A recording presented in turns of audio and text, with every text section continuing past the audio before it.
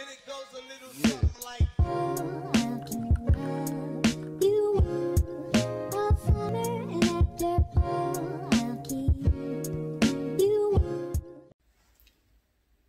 Hello, readers, writers, and critically minded people. My name is Britt and this is Writer's Ambition. So welcome and thank you for clicking this video. My name is Britt once again. I am a writer, a reader, and a general observer of literary criticism, which includes like the essays and like the academic portion of literary criticism and the drama of it all, where it's on Twitter and who did what to whom and what's in the book and how could she, like, we don't steep our lives in tea, but we understand that at times there can be dietary supplements to be gained from it. Yes, okay. So that's not going to be what we do here all the time, but you know, when it becomes impossible to ignore or when that seems like the most responsible thing to do, we'll pour a cup together and acknowledge. So that's who I am. I hope to get to know you all more in the course of the show. So the reason that I started this channel, Writer's Ambition, is because I am super invested in chasing this question of what is the future of the novel? And that question is important, especially if I said that and you were like, why is that question important? That's why it's important, because questions that we ask about culture are being answered through literature less and less. So I assume if you're in the BookTube portion of YouTube or the AuthorTube portion or whatever about books, that you care about literacy and reading and critical thinking, the writing, all those things. But the reality is conversations about culture are happening in this sector less and less, as in this is getting less and less attention. Not that people are doing the work less and less. It's more focused on movies, on music. We care more about why, or we talk more and in more public sectors about why it's a problem that Hallie got the part to play Ariel, and why would they hire or cast a black girl to play a redheaded white girl, and why was Rue black, although that should never have really been a conversation if you read the book. And why is hip-hop so violent, the lyrics, the representation, like all these things. We have these conversations about culture and these spheres, and they get a lot of energy, but we talk about them in books less and less predominantly. I want to invest in that particular conversation. Why? Because when you go to therapy and there's the old white man in the spectacles and he says, tell me about your childhood, that's important because that has informed everything that's happened to you since the decisions you made, your orientation to people, your ability to trust, blah. The same can be said of our cultural engagement, right? That print culture is a parent as a parental figure to our social media, to our news media. Like, print came first. So even though we want to talk about controlling images as they move in our music and our movies and our TV shows and what the Kardashians are doing and blah, blah, blah. Yes, those things are important, but we can't have those conversations to the exclusion of how those same things show up in literature and how those things showed up in literature first. So this is not a literary history channel. We're not going to trace it all the way back to where it began, but that's why this conversation, this channel is important, to talk about those sorts of things, to ask the sorts of questions about who is represented in contemporary romance, to ask the questions of how many disabled or differently abled bodies are represented in adventure novels or in fantasy genres. What does that say about the value placed on those differently abled bodies? What does that say about who can have certain adventures, who can have certain engagements with the world, right? That's why it matters. And the conversation about literature and culture, I think, could be more robust, and we can do that together. As you can see from the Leaning Tower of literature behind me, I read a wide genre of books, from literary criticism to YA fantasy, that's the genre that I write in, to poetry. I don't know if you can see that far up on this thing, to poetry, to Black theater. Like, I read a lot of genres of stuff.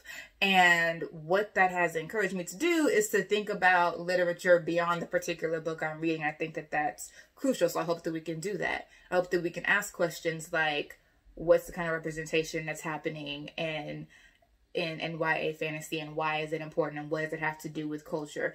And to that, I would say, as I sort of bring this video to a close, because we're only going to have like 10-minute episodes, we're going to pace ourselves. The reason that I think that this channel is important, and this conversation is important, I hope you stay and contribute, is that these books have educated us, continue to educate us, and shape our view of the world and how we walk around it and who else is walking around in it. Representation is through literature, and that's one of the most initial forms of representation that we received. And you know, the history of our literacy and in our own personal lives, mostly through books.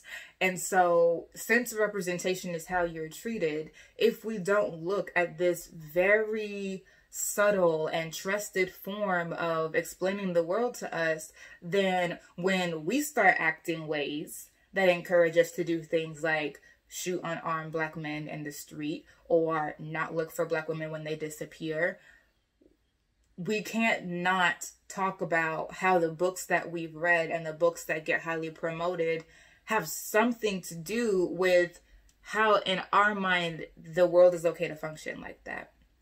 So that is why I think this channel is important. Now, I'm not always going to make a plug to BLM or what about the Black person or whatever. However, I am a Black woman.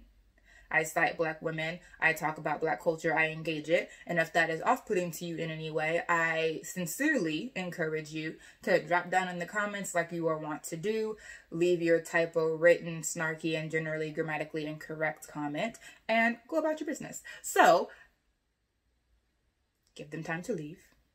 For all who remain, I hope to see you in our first episode, really getting into factors of literature like, you know, race, disability, and whatever. Now, just because I'm going to talk about those things doesn't mean I'm not going to do the usual of what I'm reading right now and tropes in YA fantasy or what do you want me to read? Like, I'm still going to do those things, but that's not all I'm interested in doing. And I hope that you're invested in a deeper conversation too. To be clear, I'm not saying that these books don't exist, right? That there aren't contemporary romances that engage diversity, that there are not disabled bodies in adventure genres. I'm not saying that these books don't exist. I'm saying, one, we need more of them.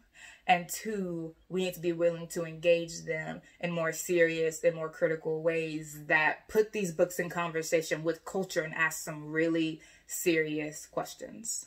So I hope you will join me. Welcome to Writer's Ambition. And as I hope to do at the end of every episode, let's move on to some story time. So, story time. This is not a writing vlog. It's literally me sharing a serial adventure with you.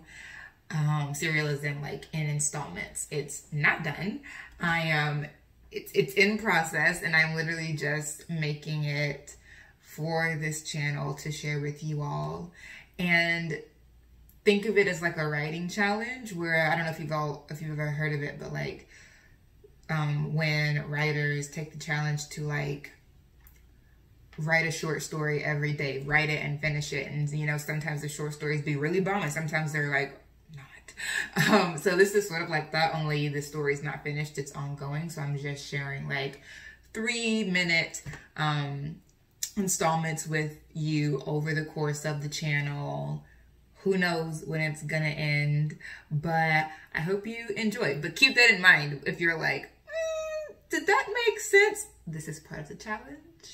We are doing this together. Okay, so here we go. Tales of Eliza Black. 1. Except as they came after dreams and poems. After Audre Lorde. Eliza's was a life at the mercy of ridiculous happenstance. A broken condom, baby. Baby, we wanted to name you Elizabeth, but the pen ran out of ink after the A, and hey, it's as good and more efficient. Met her best friend Belle when they were partnered in 7th grade science class, but it was their fortitude that kept them close 7 years later, and that's Eliza's greatest resource. Resilience. Called herself insistent enough to break through a latex barrier, gave herself the middle name a lazy pen denied her. Worth. So she'd never forget hers. Eliza Worth Black, tall, brown, and bold, found at the age of 20 what she had suspected since she was 5. There is something unnatural about what happens to Black girls in this world. I'm there, like always, walking down the hallway of this house, and the carpet is beautiful and thick, and I just keep thinking, how can it be so soft, you know?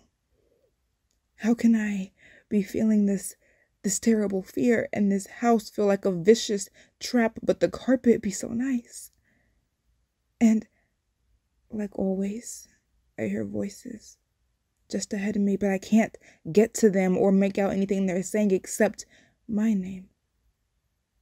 But the footsteps are loud and clear, and they're coming from the same direction as the voices, so I turn back and run, and suddenly I'm outside on an all-American lawn in a flawless suburb. This guy, a neighbor, waves at me while he waters his flowers, roses, but the red runs off with the water, and he just keeps it up with the hose, and the waving and the red is all I can see until I'm awake in my own bed.